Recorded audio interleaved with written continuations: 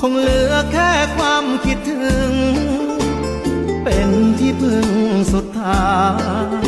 ในยามที่คนอยู่ไกลไม่มีข่าวคราวแค่คิดว่าใจก็ถึงนั่งซึ้งมองฟ้าพื้นเก่าวาดภาพเธอบนเมฆขาวในยามที่เราจากลาลายฝันที่เคยวาดไว้